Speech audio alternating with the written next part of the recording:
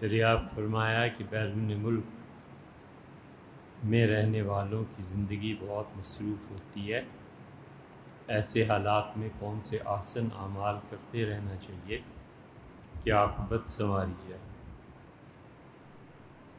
تفصیل سے جواب دیں۔ اب خیر، عقیدے کی حفاظت کرنی چاہیے، جتنے بھی کفر کے عقائد ہیں ان سے بہت دور رہنا چاہیے۔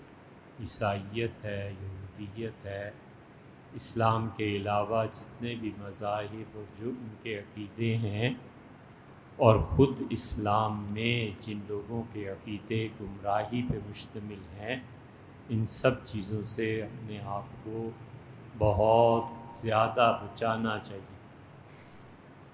انسانیت کے نام پہ یہ جو ہولی کھیلی جاتی ہے، اور کفر اور اسلام اور سارا دین ایک ہی ہے، اور رحمان اور اور اور اور کیا اور کیا نہیں، ایک اور ہندوؤں کا دیوتا ہے، اس کے ساتھ ملایا جاتا ہے، یہ سب چیزیں گناہ پہ مبنی ہیں۔ اپنے آپ کو بالکل ان چیزوں سے محفوظ رکھنا چاہیے۔ اگر آپ مانتے ہیں کہ اللہ کی کتاب ہے قرآن کریم، اور کسی شخص کا ایمان ہے کہ خدا نے اسے نازل کیا ہے، تو اللہ تعالیٰ نے اس میں کہا ہے کہ میں یبتغ غیر الاسلام دیناً، ہر وہ آدمی جو اسلام کے علاوہ کوئی دین لے کے میرے پاس آئے گا، فلن یقبل منہ، ہم اسے قبول ہی نہیں کریں گے۔ تو اس لیے اسلام کو، عقیدے کو خاص طور پہ اپنے بچوں کو سکھانا چاہیے کہ اللہ تعالیٰ کی توحید اور رسالت اور یہ سب چیزیں کیا۔ دوسری چیز، جو لوگ بیرون ملک رہتے ہیں انہیں اس بات کا خاص اہتمام کرنا چاہیے کہ اپنے اخلاقیات درست رکھیں،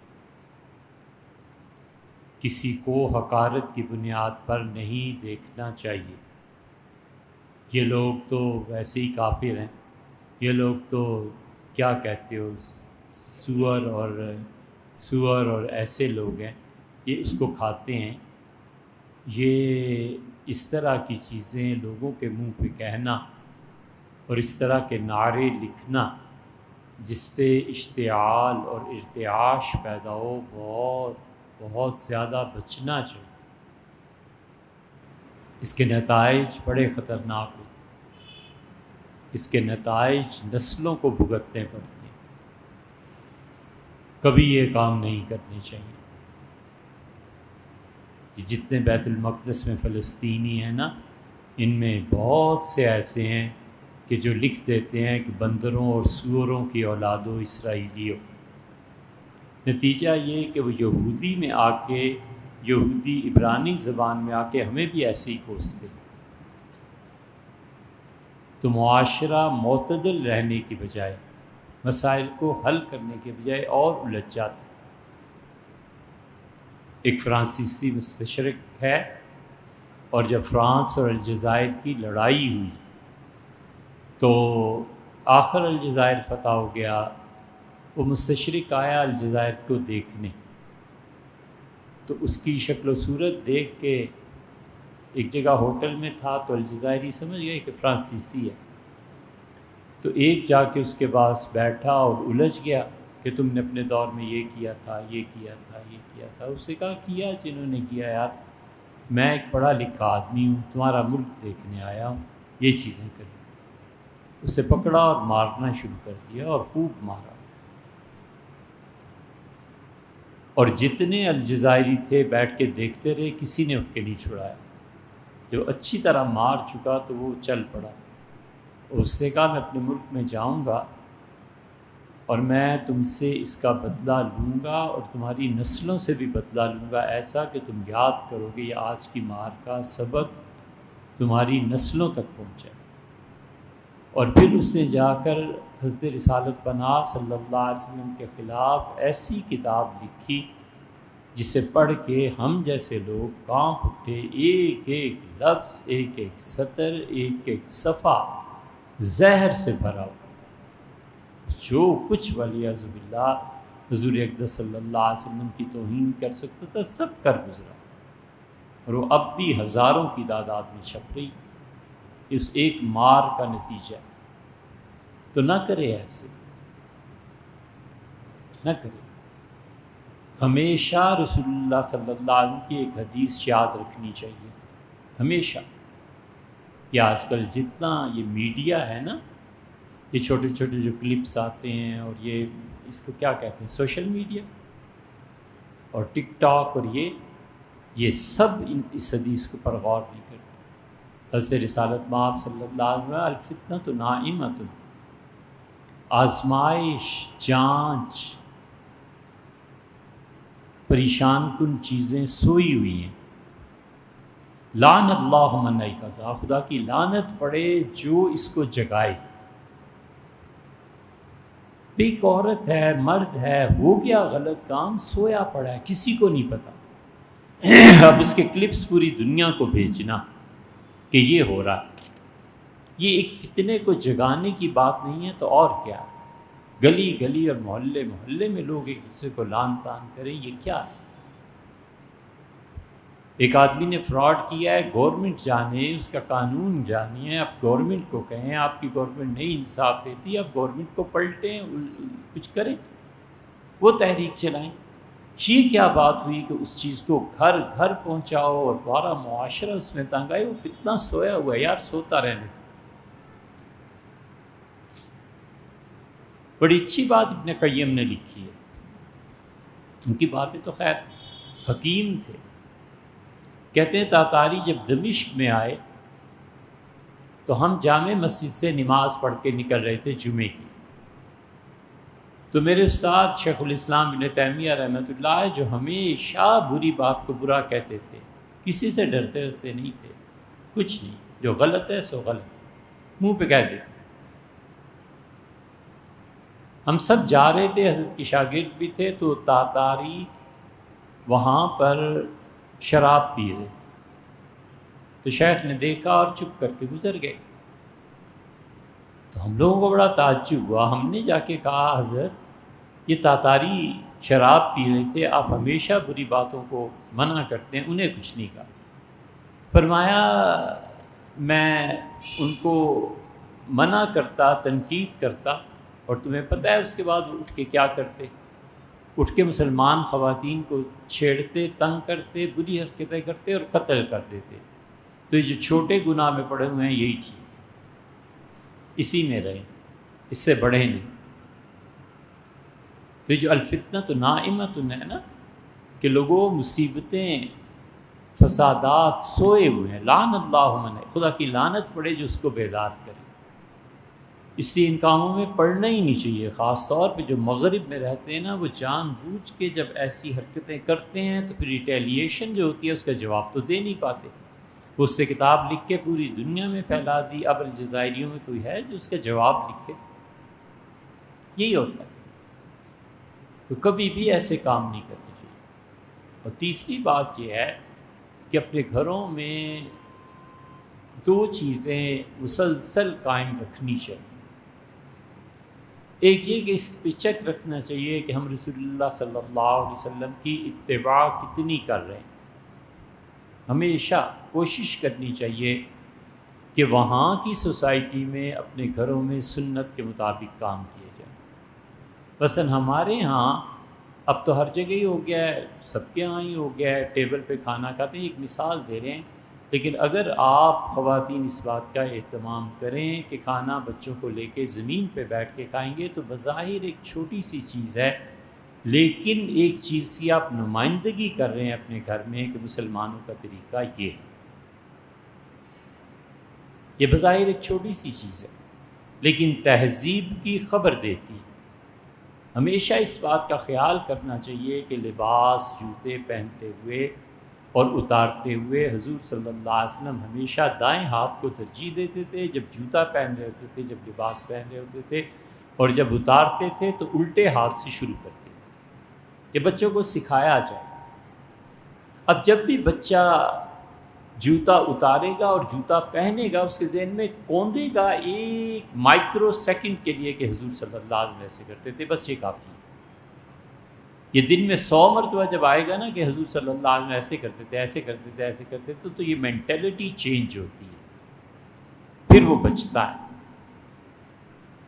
تو ایک یہ چیز سنت کا اتباع، مثلاً بظاہر ایک چھوٹی سی چیز ہے لوکی، کدو، جب بھی موسم آئے اس کا روزانہ پکائیں، کبھی سالن پکا لیا، کبھی اس کا رائتہ بنا لیا، کبھی کسی اور طرح سے اسے کر لیا، اور بچوں کو اس تلقین کے ساتھ کہ حضور صلی اللہ علیہ وسلم کو یہ بہت پسند ہے، ترے ہیں، کھیرے ہیں، یہ جتنی فیملی ہے نا پوری کی پوری یہ حضور صلی اللہ علیہ وسلم کو بہت پسند تھی، ترے بھی، کھیرے بھی، کدو بھی، اس ٹائپ کی جتنی چیزیں ہیں، تو اسے اہتمام سے صحابہ رضی اللہ عنہم تحفے میں بھی لاتے تھے کہ آپ کے لیے آئے۔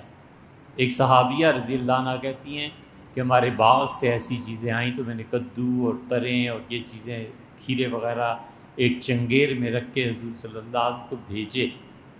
تو میری بیٹی جب چھوٹی بچی دینے گئی تو آپ لیٹے ہوئے تھے، تو حاضر ہوئی اور بتایا کہ میں فلاں کی بیٹی ہوں۔ آپ نے فرمایا اچھا۔ پھر میں جب جانے لگی تو مجھے روکا، اور ایک کونے میں سونا رکھا ہوا تھا، سونے کے سے بھر کے مجھے چنگیر دی، اور فرمایا اپنی والدہ اور خالہ سے کہنا اس سے تمہارے لیے زیور بنا۔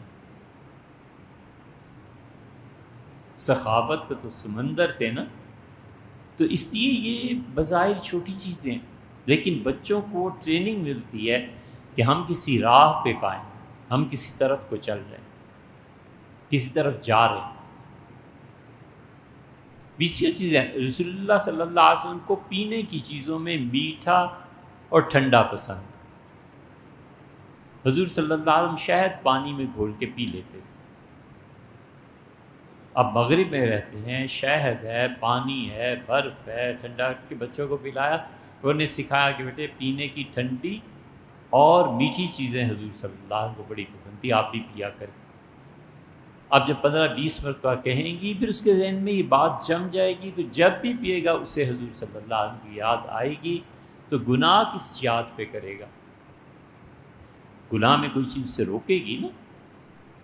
تو ایک تو اس کا بڑا اہتمام چاہیے، اور دوسرے اللہ کے ذکر کا، اللہ کی یاد۔ حضور صلی اللہ علیہ وسلم اس موقع پہ کیا ذکر کرتے تھے، کیا چیزیں پڑھتے تھے، سورتیں پڑھنا، یہ تو پھر آپ صبح اٹھ کے خود پڑھیں، اونچی آواز سے پڑھیں، بچوں کو کانوں میں پڑھیں، تو بچوں کی نیند ڈسٹرب ہوتی ہے، لیکن وہ نیند ڈسٹربنس کا مسئلہ نہیں ہے، مسئلہ یہ ہے کہ اس کو یاد رہے گا کہ نانی اماں پڑھتی تھیں، دادی پڑھتی تھیں، والدہ پڑھتی تھیں، یہ چیزیں ہوتی تھیں، تو آہستہ آہستہ روح آشنا ہو جاتی ہے۔ مسئلہ قانون کا نہیں ہے، مسئلہ روح کا ہے۔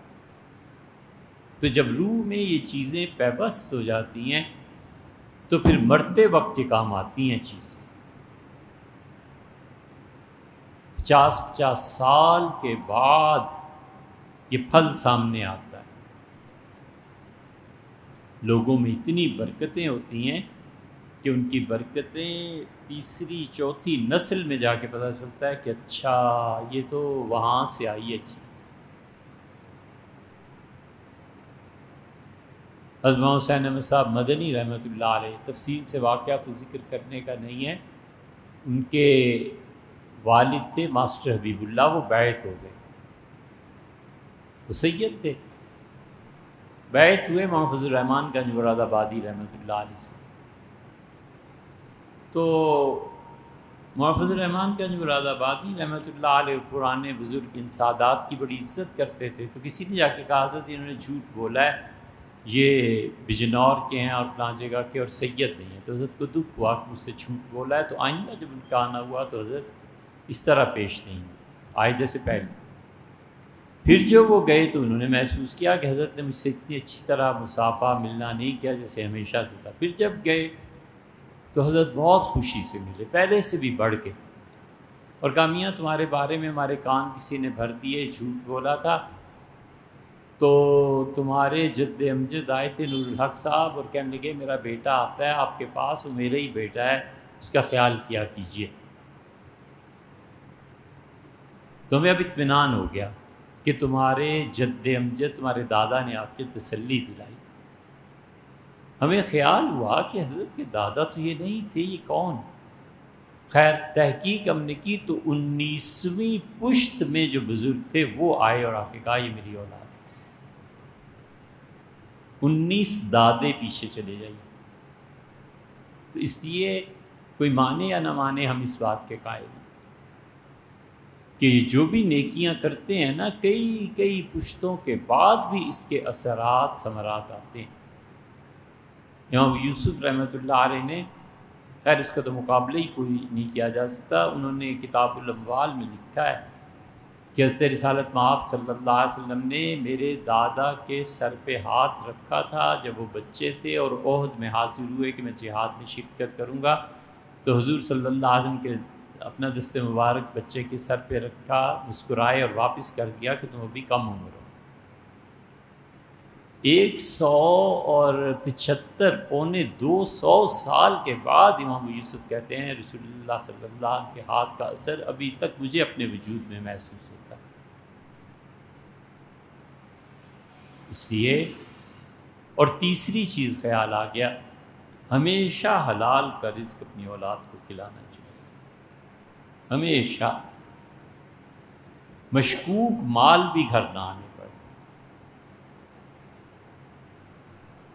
کچھ کر لیں، یہ کام وہاں کرنے کا ہے، عاقبت سنواری جائے۔ ہمیشہ حلال، تھوڑا کھا لیں حلال کا کھائیں، سادہ کھانا کھائیں،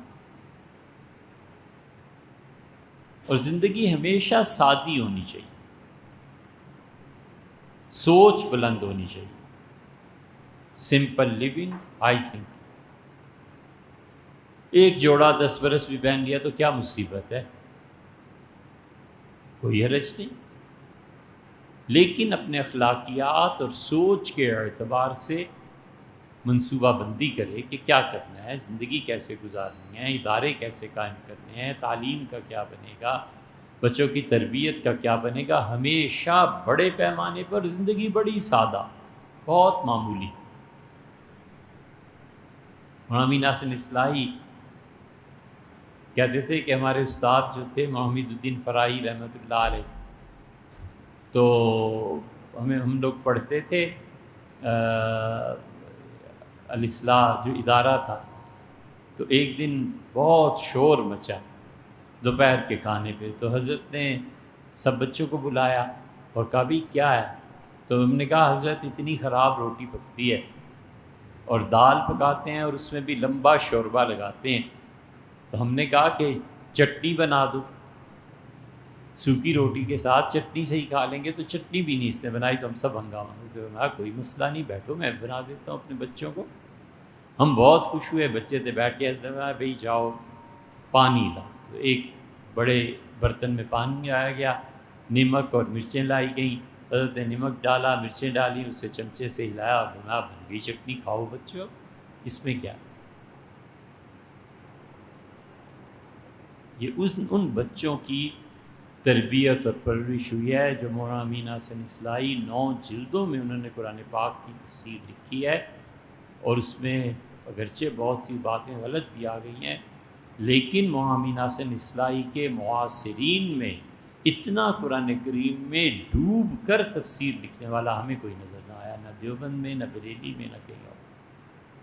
اس کو پڑھیں تو پتہ چلتا ہے کہ اس بندے نے کیا کیا۔ ضیاء الحق جیسا آدمی جو سب مطلب ملک پہ پوری اختیار سب کچھ گئے، اور انہوں نے کہا کہ آپ نظریاتی کونسل کا میرے پاس وقت ہی نہیں، اسے کہا گاڑی، فرمایا کوئی ضرورت نہیں ہے، میں اپنے گاؤں سے اتنے پیسے دیتا ہوں، لاہور انارکلی جا کے اتر جاتا ہوں، اپنی کتابیں سامان خرید کے واپس آ جاتا ہوں، مجھے کیا کرنا ہے گاڑی کو۔ اسے کہا حضرت آپ کچھ تو کہیں، اچھا مجھے بتائیں، یہ اس زمانے کی بات ہے، نیا نیا مارشل لا لگا تھا، فرمایا سب کچھ میں نے اپنی کتابوں میں لکھ دی ہے، آپ پڑھ لیجئے۔ ڈپٹی کمشنر آیا کہ حکومت کا کچھ نہیں، مجھے ملنا ہی نہیں کسی سے، اپنا کام۔ کہ اتنے عظیم لوگ تھے۔ یہ سب حلال کا مال، اس لیے مشکوک مال تک سے پرہیز کرنا چاہیے۔ صحابہ کرام رضی اللہ عنہ اور مشائخ دین کے نام کے ساتھ لگائے جانے والے القاب کیسے اور کن لوگوں نے مقرر کیے؟ یہ نہیں ہوا کرتا، وقت کے ساتھ ساتھ آہستہ آہستہ یہ خود ہی ہو جاتے ہیں۔ اب حضور اقدس صلی اللہ علیہ وسلم نے کب فرمایا تھا کہ مجھے یہ کہا کرو کہ صلی اللہ علیہ وسلم؟ یہ بات کے لوگوں نے لکھا، صحیح بخاری میں بھی یہ الفاظ آئے، ایسے ہی ہوتا ہے۔ اب شیخ الاسلام کا لقب جو شروع ہے تو شیخ الاسلام کسی نے کسی کو قرار دیا، پہلی مرتبہ جو شیخ الاسلام کا ایک عہدہ بھی باقاعدہ بن گیا۔ اسی طرح شیخ المشائخ ہیں، یہ کب شروع ہوا؟ اسی طرح جو اور بھی القاب ہیں یہ آہستہ آہستہ امت میں وقت کے ساتھ، جیسے حکیم الامت حضرت تھانوی رحمۃ اللہ کے متعلق یا حکیم الامت علامہ اقبال کو کہتے ہیں، تو ان کے جو ماننے والے تھے انہوں نے یہ لقب اس درجے، اس ہستی کو اس درجے کا اہل سمجھ کے دیا۔ تو ایک تاریخ کی چیز ہے، جہاں پہلی مرتبہ ذکر ہوگا وہاں سے شروع ہوا ہوگا۔ صحابہ کرام رضی اللہ عنہ کے نام کے ساتھ علیہ السلام لگاتے ہیں، اس بارے میں آپ کی ہماری کوئی رائے نہیں ہوئی، فضول بات۔ ہم کیا اور ہماری رائے کیا، اپنی لیمٹس میں رہنا چاہیے نا۔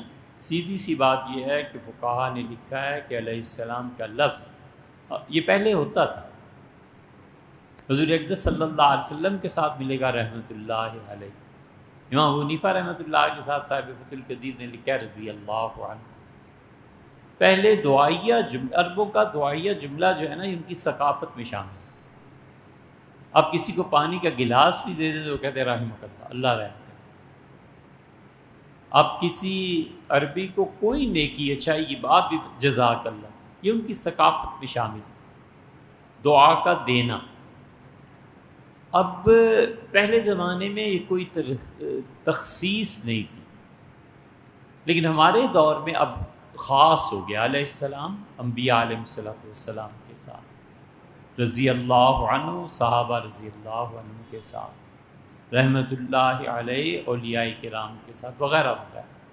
یہ القاب اور یہ دعائیں چل پڑی ہیں، اب اسے نہیں چینج کرنا چاہیے، اس کو ثابت رکھنا چاہیے، قائم رکھنا چاہیے۔ والدین میں سے کوئی 1 سالہ بچے کو گود میں اٹھا کر نماز پڑھے تو ان کو کن باتوں کا خیال رکھنا چاہیے کہ نماز میں کمی نہ رہے؟ کوشش کرنی چاہیے کہ تعلق مع اللہ برقرار رہے، اللہ کے ساتھ تعلق برقرار رہے۔ حضور صلی اللہ علیہ وسلم کے ساتھ بھی ایسے ہی ہوتا تھا، آپ نماز پڑھتے تھے اور آپ کے نواسے کبھی کبھی آ کے حضور صلی اللہ علیہ وسلم کی پشت پر بیٹھ جاتے تھے، تو حضور صلی اللہ علیہ وسلم سجدہ طویل کر دیتے تھے، پھر جب تک وہ نہیں ہٹتے تھے آپ سر نہیں۔ جمعے کا خطبہ اتنی بڑی چیز، صحابہ رضی اللہ عنہ کہتے ہیں کہ آپ اترے اور ہم حیران تھے کہ کہاں جا رہے ہیں، اور ہم نے دیکھا کہ آپ گئے اور مسجد کے دروازے پہ پہنچے اور حسن اور حسین رضی اللہ عنہما دونوں کو دونوں بازوؤں پہ اٹھایا، آئے ممبر پر پھر خطبہ دیا، اور آپ نے فرمایا لوگوں یہ میری اولاد اور ان کی محبت ہے، یہ چل رہے تھے، آ رہے تھے مسجد میں اور لڑکھڑا رہے تھے، تو مجھے ڈر ہوا کہ کہیں میرا بچہ کوئی گر نہ جائے، تو اس لیے میں نے ان دونوں کو اٹھا لیا۔ اور پھر فرمایا اللہ جو ان دونوں سے محبت کرے اللہ تو اس سے محبت کرے۔ پھر ایک موقع پہ فرمایا اللہ مجھے حسین سے محبت ہے، وہ مجھ سے ہے اور میں اس سے ہوں، جو حسین سے محبت کرے اللہ اس سے تو بھی محبت کرے۔ اس لیے اہل بیت کرام رضی اللہ عنہ، حضور صلی اللہ علیہ وسلم نے خود فرمایا کہ میں چاہتا ہوں کہ فجر کی نماز طویل پڑھاؤں، پھر ایک بچے کے رونے کی آواز مجھے آتی ہے،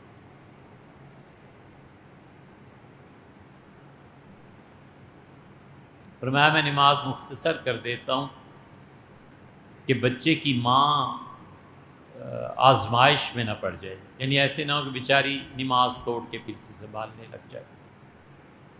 اسی طرح حضور صلی اللہ علیہ وسلم چیزوں کا خیال کرتے تھے، تو ایک تو یہ کرنا چاہیے، اور دوسرے یہ کہ نماز پھر طویل نہیں کرنی چاہیے، نماز مختصر کرنی چاہیے، تاکہ بچہ ہے، کھیل ہے، یہ چیزیں ہیں اور اس کے بھی حقوق ہوتے ہیں۔ بعض اوقات لوگ لمبی نماز پڑھتے ہیں اور اپنے بچوں کو چھوڑ دیتے ہیں، یہ نہیں کرنا چاہیے۔ نماز لمبی رات کو پڑھیں، اپنے وقت میں سے وقت نکالے، بچوں کو پورا وقت ملے۔ سیدنا عمر رضی اللہ عنہ جیسے آدمی مسجد نبوی میں عورتوں سے کہتے تھے کہ مت آؤ مسجد نبوی میں نماز پڑھنے،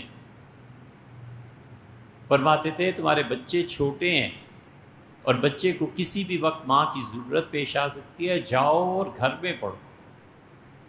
اور پھر فرماتے تھے عمر ضمانت گارنٹی دیتا ہے کہ تمہاری مسجد نبوی کی نماز سے زیادہ اس نماز پہ تمہیں ثواب ملے گا جو گھر میں پڑھو گی اپنے بچوں کے پاس۔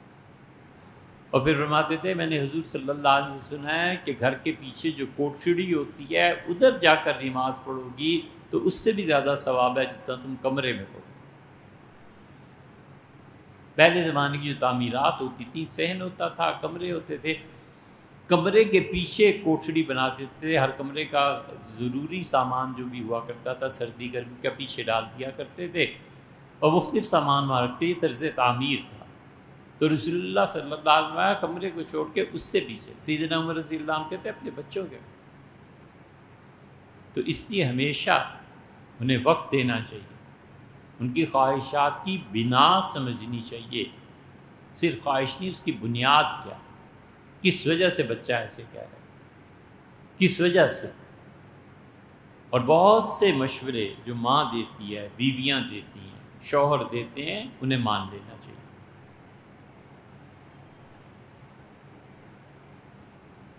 یہ جن کو مرض لگ جاتا ہے نا اپنے آپ کو عقل کل سمجھنے کا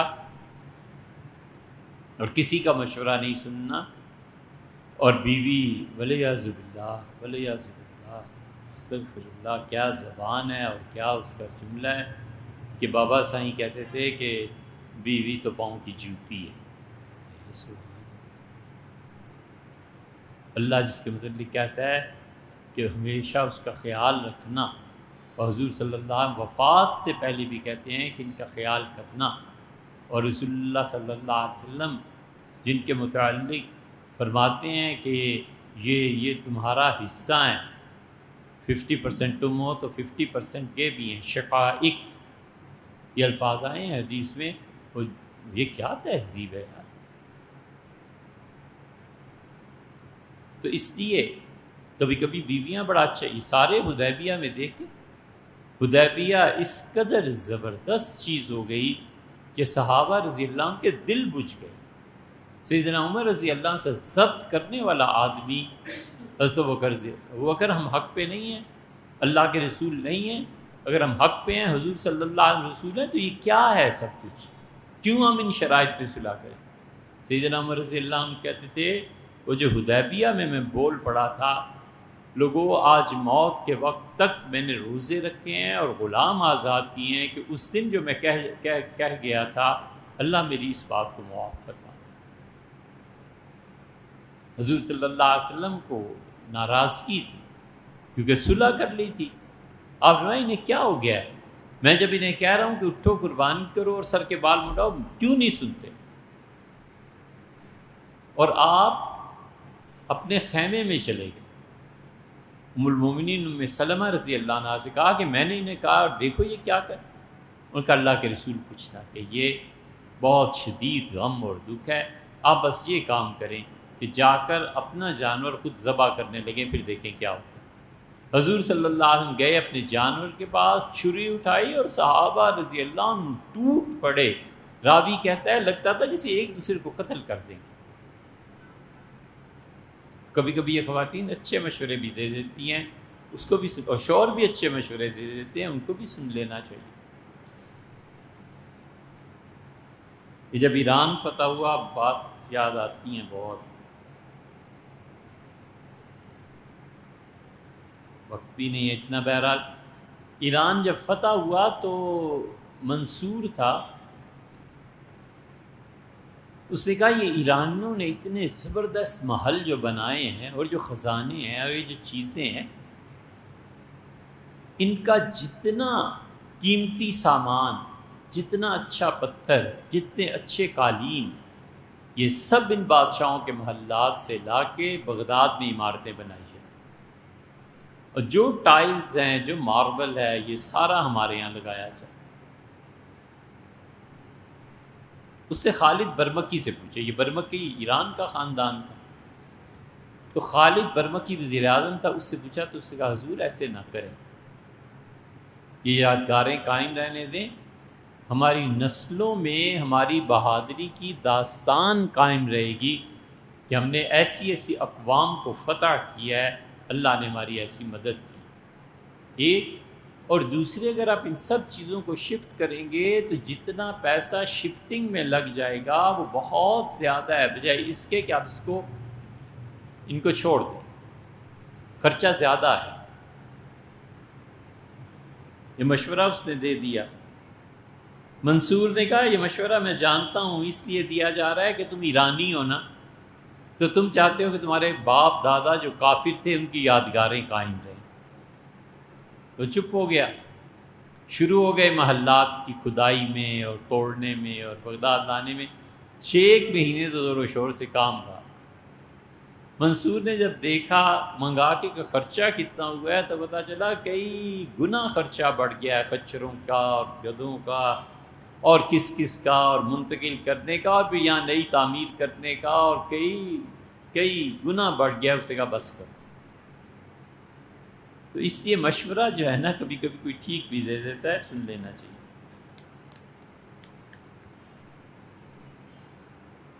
ہاتھوں کے باندھنے کا کیا حکم ہوگا؟ اگر بچہ چھوڑا جا سکتا ہے ہاتھ باندھنے کو، بچے کو نہ ڈانٹے، ایک ہاتھ باندھ، ایک ہاتھ سے بچے کو سنبھال لیں۔ حضور صلی اللہ علیہ وسلم نے بھی یہ کیا ہے۔ حضور صلی اللہ علیہ وسلم کی صاحبزادی سیدہ زینب رضی اللہ عنہ کی صاحبزادی جو تھی، کیا نام تھا ان کا، امامہ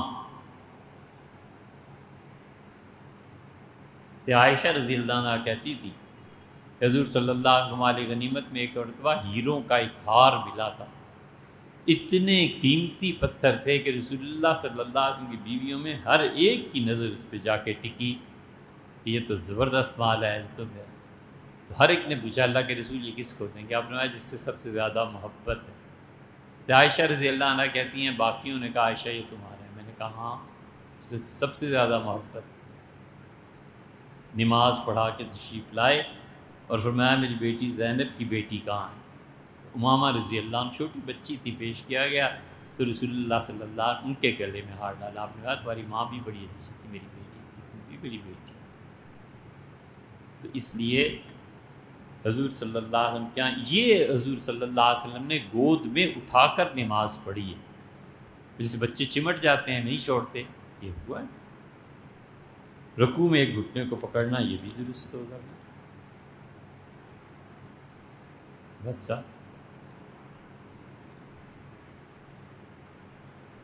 سوال یہ پوچھا ہے کراچی سے کہ 2 رکعتیں پڑھنے کے بعد تیسری کے لیے کھڑے ہو جائیں تو کیا کریں؟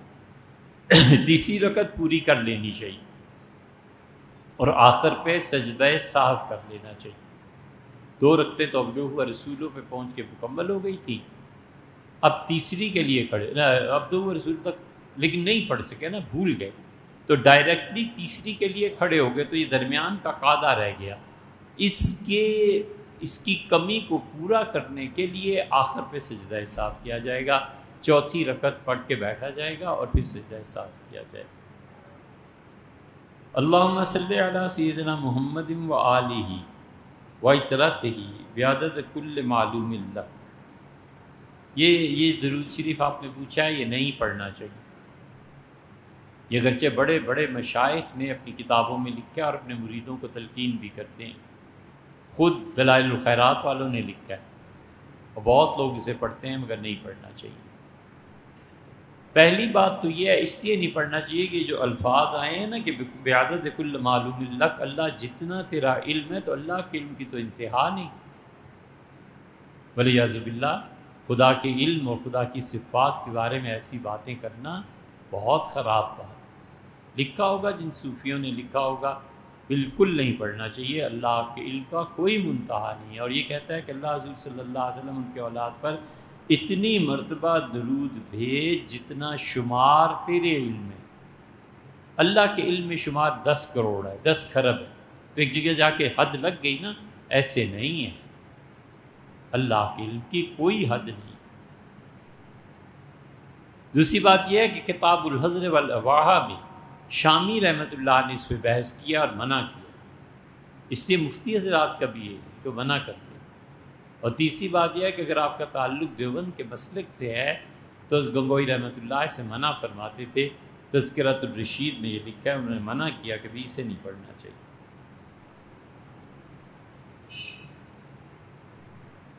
اقامت صلاۃ کے وقت درود شریف پڑھنا مستحب ہے. اقامت صلاۃ میں جمعے میں یا عام نمازوں میں بھی جب وہ اللہ اکبر کہنا شروع کرتے ہیں تو اس وقت درود شریف پڑھنا، یا آخر پہ پہنچ کے لا الہ الا اللہ کہتا ہے تو نماز شروع کرنے سے پہلے ذرا سا 2-4 سیکنڈ کا جو وقفہ ملتا ہے اس میں درود شریف کا پڑھنا مستحب ہے. بہتر تو یہ ہے کہ وہ اقامت کا جواب دے، اور اگر اقامت کا جواب نہیں دیتا تو پھر درود شریف پڑھے یا دونوں کو جمع کر دے تو بھی ٹھیک.